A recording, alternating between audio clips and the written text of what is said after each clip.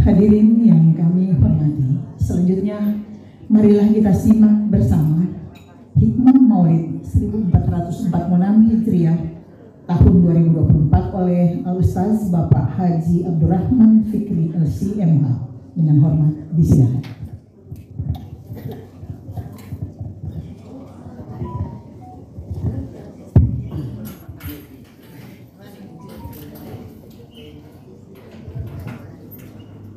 Bismillahirrahmanirrahim. Assalamualaikum warahmatullahi wabarakatuh.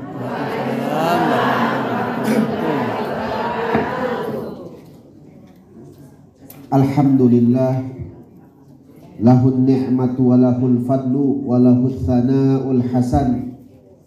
Salawatullahil barrir rahim wal malaikatil muqarrabin ala sayyidina Muhammadin Thahal Amin wa ala alihi wa ashabihi tayyibinat tahirin. Amma ba'du. Yang kami hormati, yang mewakili pejabat sementara Gubernur Sulawesi Tengah, Bapak Kepala Biro Administrasi dan Pembangunan, yang kami hormati Ketua Bakeswi Sulawesi Tengah, yang kami hormati Ibu Ketua Basnas Sulawesi Tengah, serta pimpinan organisasi kewanitaan muslimah se-Sulawesi Tengah yang hadir pada pagi menjelang siang hari ini, yang tidak bisa kami sebutkan satu persatu, tapi tanpa mengurangi rasa hormat kami kepada semua ibu-ibu ketua serta jamaah, bapak dan ibu semuanya yang dirahmati Allah Subhanahu wa taala. Puji dan syukur kepada Allah Subhanahu wa taala yang masih memberikan kita nikmat. Yang paling terpenting, Allah masih memberikan kita nikmat iman. Status kita sebagai seorang muslim ini nikmat yang luar biasa. Kenapa? Karena iman itu adalah syarat diterimanya amal soleh. Ini kita kalau melakukan kebaikan, ibu, senyum sama orang, baik tidak? Baik. Nyumbang sesuatu, baik tidak? Baik. Bikin acara maulid ada pisang, baik tidak? Baik. Tapi syarat yang pertama itu sebelum bicara tentang niat, sebelum bicara tentang yang lain, syarat yang paling utama, status yang melakukan itu adalah seorang muslim, supaya mendapatkan pahala dari Allah Subhanahu wa taala. Karena Islam ini merupakan syarat diterimanya amal saleh. Allah taala berfirman di dalam Al-Qur'an, wa may ya'mal minas salihati min dzakarin wa untha wa huwa mu'min fa ulaika yadkhulunal jannah wa la yudlamuna naqira. Barang siapa yang melakukan amal saleh dari laki-laki maupun perempuan, syaratnya apa? Wa huwa mu'min, dia seorang mukmin, dia seorang muslim, fa ulaika yadkhulunal jannah, mereka ini yang akan masuk surga, wala yudlamuna naqira, dan tidak akan dizalimi sedikit pun. Maka ulama mengatakan, man u'tiyal iman walam yu'tad dunya, barang siapa yang diberikan keimanan oleh Allah walaupun tidak diberikan dunia, walaupun hidup dalam keadaan mungkin kekurangan, diuji oleh Allah dengan berbagai macam ujian, datang penyakit, fakir dan lain-lain, tapi dia mati dalam keadaan muslim, ka'annahu ma muni'a syai', seakan-akan tidak dilarang bagi dia sesuatu, Allah berikan semuanya. Tapi sebaliknya, wa man utiyad dunya, siapa yang Allah kasih bagi dia dunia, hidup serba berkecukupan, ya, semua yang dia mau ada, walam yu'tal iman, tapi Allah tidak berikan bagi dia keimanan, ka'annahu ma'u'tiya syai', seakan-akan tidak dikasih bagi dia sesuatu. Maka dalam Al-Quran Allah Ta'ala berfirman, wala tamutunna illa wa antum muslimun. Janganlah kalian mati kecuali dalam keadaan Islam. Artinya apa? Kita disuruh menjaga keislaman ini sampai kita meninggal. Karena ada hal-hal yang bisa membatalkan keislaman itu. Ada orang kalau mengatakan perkataan ini, dia bisa keluar daripada agama Islam. Seperti apa itu? Seperti mencaci maki Allah. Orang kalau misalnya kadang kita ini, apalagi ini biasanya perempuan ini terjadi sebagian, ada juga laki-laki, supaya jangan nanti tersinggung perempuan semua. Biasanya ada orang kena ujian, suaminya meninggal, istrinya meninggal, anaknya meninggal, ayahnya meninggal, keluar dari dia kata-kata yang tidak layak. Misalnya dia katakan, Allah ini kenapa kau kasih begini saya ya Allah? Zalim ya Allah, kenapa kau kasih begini? Ini menentang Allah dengan kata-kata, tidak boleh. Ini bisa mengeluarkan seseorang daripada agama Islam. Ini namanya kufur perkataan. Nah, jadi kita disuruh jauhi. Kita dalam keadaan apapun Allah uji. Sebagaimanapun itu musibah yang datang kepada kita. Apa kata Nabi? Wala naqulu illa ma yurdi rabbana. Jangan sampai kita mengatakan kecuali apa yang Allah ridhoi. Artinya kita tetap jaga ini lisan. Jangan sampai mencaci maki agama, jangan sampai mencaci maki syariat, jangan sampai mencaci maki Allah atau mencaci maki para nabi. Nah, ini bisa mengeluarkan seseorang daripada agama Islam. Jadi hati-hati. Oleh karena itu dikatakan wala tamutunna illa wa antum muslimun. Itu maksudnya apa? Kita disuruh jaga keislamannya. Maksudnya jangan sampai melakukan sesuatu yang membatalkan keislaman. Salawat beserta salam kita haturkan kepada baginda Nabi besar Muhammad sallallahu alaihi wasallam, yang pada hari ini kita peringati maulidnya. Ini sebenarnya sudah di bulan Rabiul Akhir ya. Tadi saya cek tanggalnya, rupanya sudah tanggal 12 Rabiul Akhir. Sudah bukan 12 Rabiul Awal lagi. Sudah 12 Rabiul Akhir. Sudah 1 bulan. Tapi tidak mengapa ya. Walaupun sudah bukan 12 Rabiul Awal tapi 12 Rabiul Akhir, nah, kita itu tidak menghalangi kita untuk gembira dengan peringatan Maulid Nabi. Banyak manfaat yang bisa terjadi di sini yang dapat kita ambil. Salah satunya yang disebutkan oleh Ibu Ketua Basnas tadi dan Ibu juga Ketua menjelaskan, di sini bisa menjadi ajang saling ketemu, saling bekerja sama dalam kebaikan. Di sini juga menjadi momen bagaimana seseorang memperingatkan orang lain tentang pentingnya pendidikan. Saya teringat salah satu perkataan penyair Arab. Apa katanya? Ini penyair ini berasal dari Mesir. Apa katanya? Al-ummu madrasatul ula. Idza a'dattaha a'datta sya'bal agraki. Katanya apa? Ibu itu adalah sekolah yang pertama. Sebelum SD, sebelum masuk ke kelas, siapa yang pendidikan pertama? Ibu. Maka kualitas ibu itu harus ditingkatkan. Bagaimana bisa ada kualitas yang emas tapi kualitas ibunya tidak ada? Maka penting seseorang untuk memperhatikan masalah agama ibu. Ini ilmu agama ini ada 2 macam. Ada ilmu agama yang hukum mempelajarinya itu fardu kifayah ibu.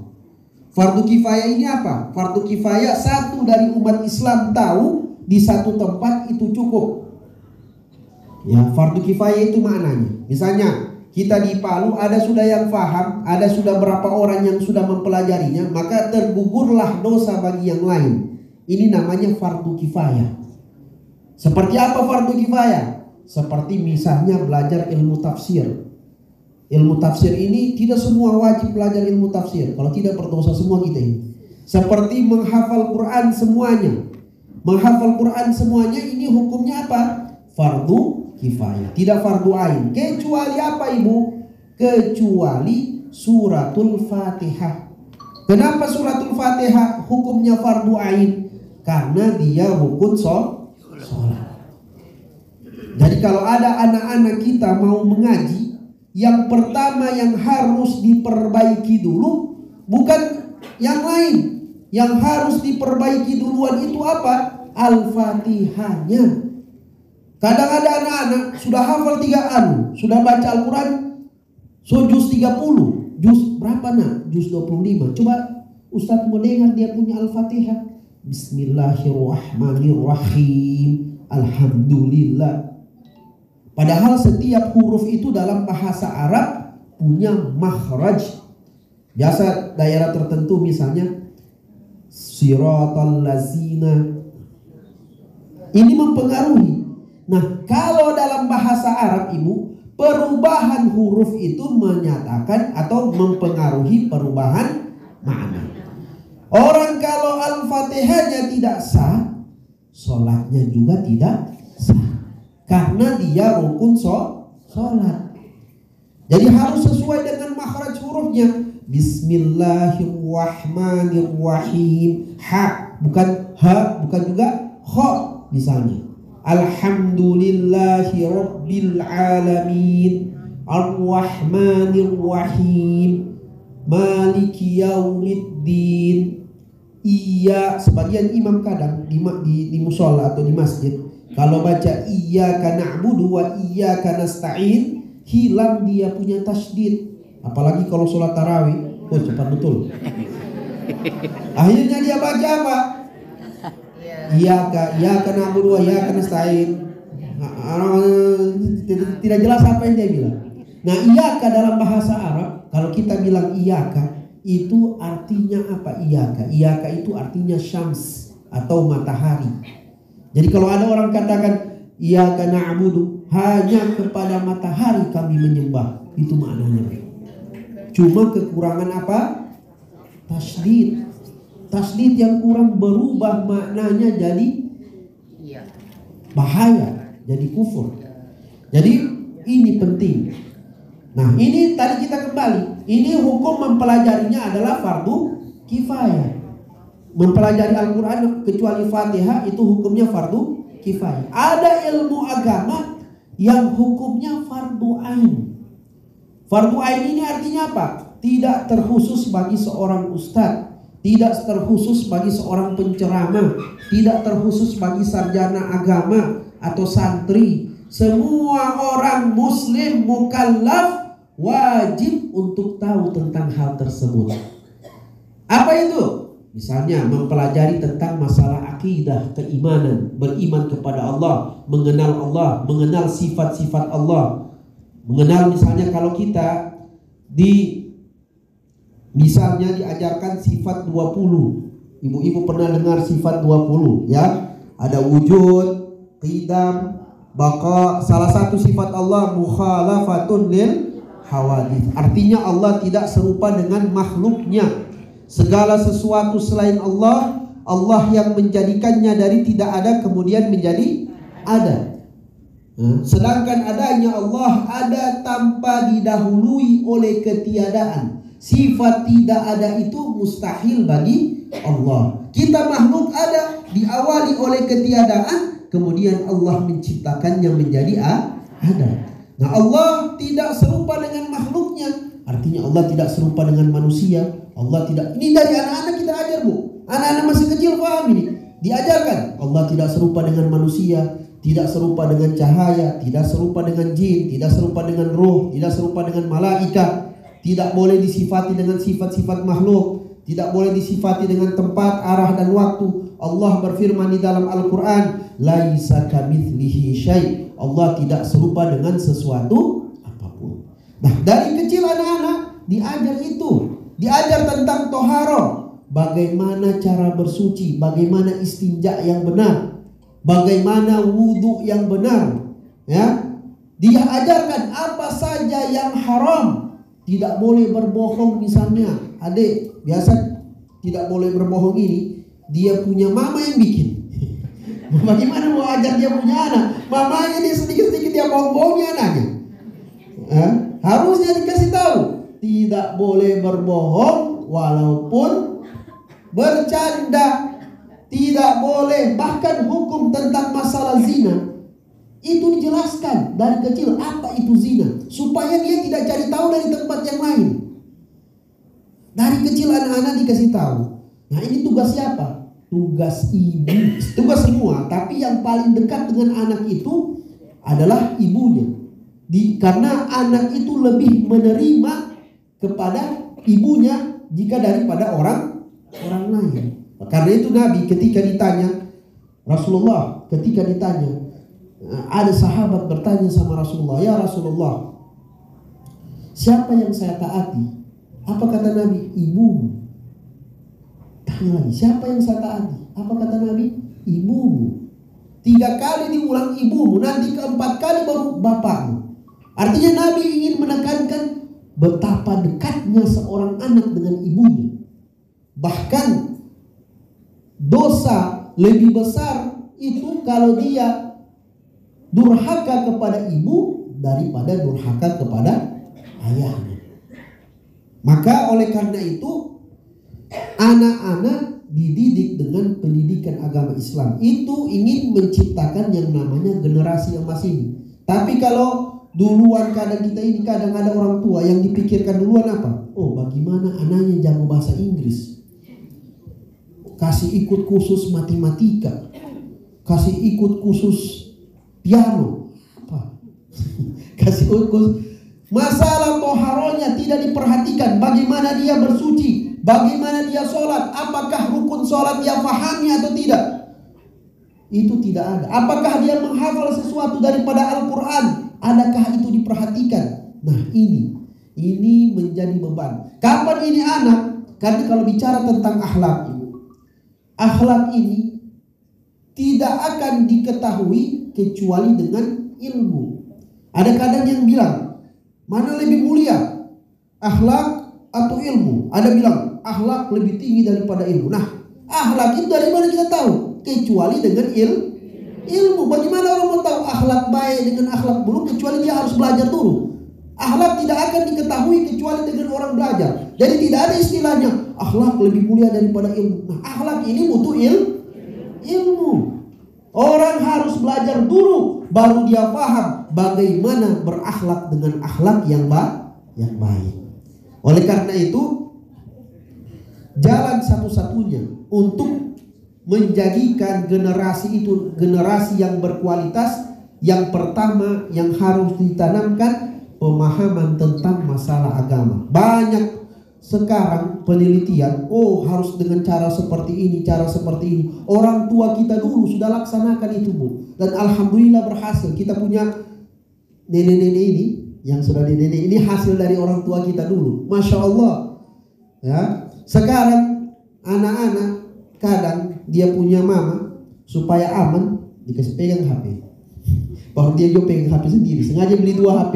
Satu untuk anak supaya tidak beribut, satu dia main sendiri balian TikTok. Itu yang terjadi sekarang. Kadang saya lihat ada orang sementara makan, ribut anaknya, bukan ditenangkan, kasih nonton, baru dia makan sendiri. Supaya tenang dia makan, anaknya dikasih nonton HP. Nah, ini pendidikan yang perlu dikoreksi.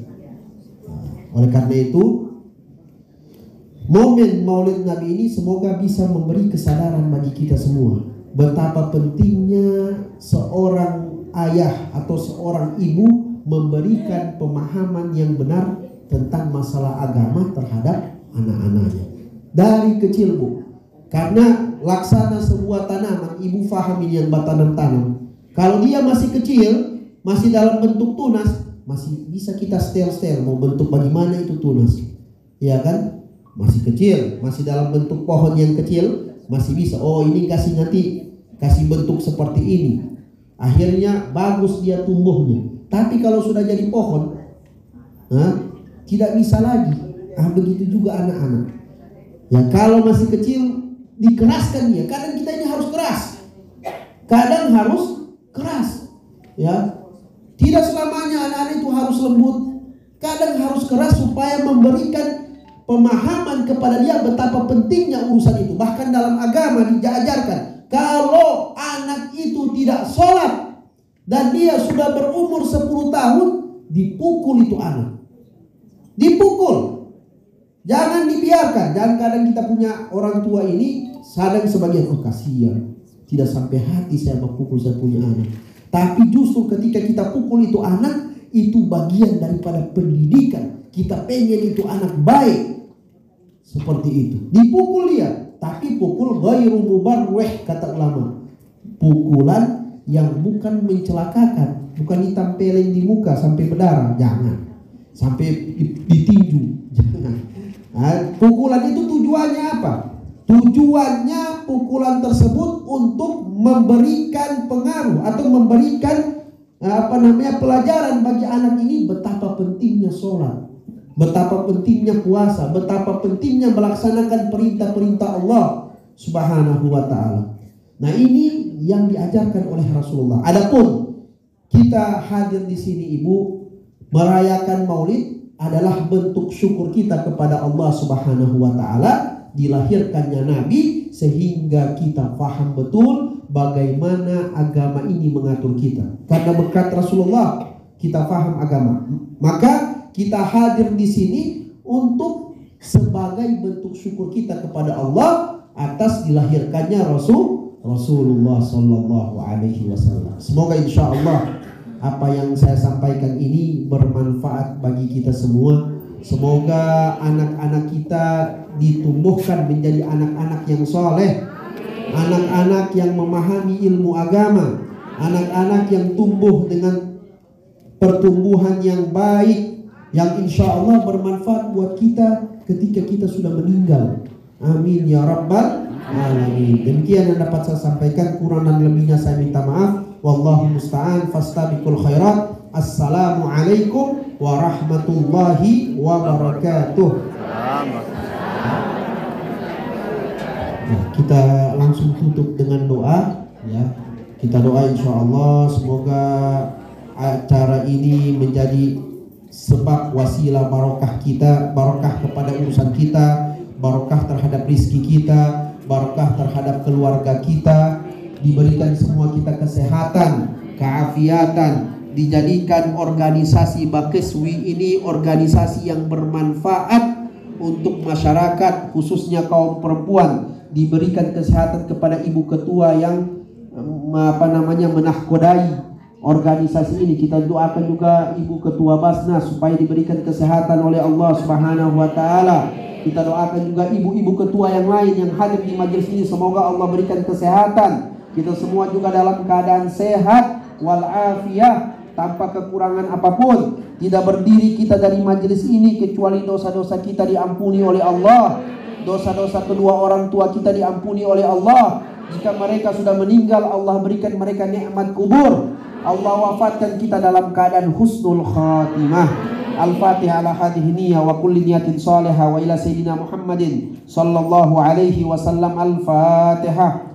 Bismillahirrahmanirrahim. Alhamdulillahi rabbil alamin, arrahmanir rahim, maliki yaumiddin.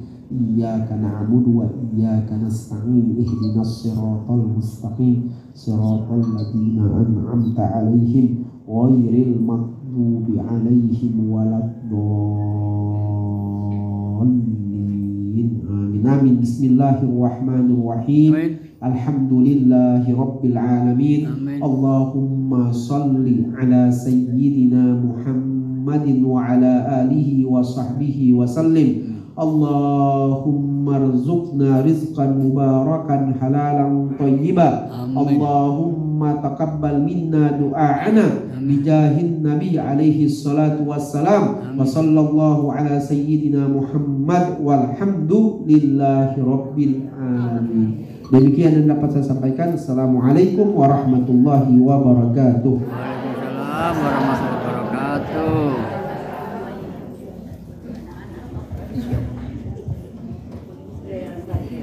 Hadirin yang kami hormati, selanjutnya kita tiba pada acara istirahat. Kami mempersilahkan untuk menikmati snack ala kadarnya yang telah disiapkan. dan kita akan dihibur oleh tim Marawis dari Majelis Taklim Muslimat NU. Kami silahkan.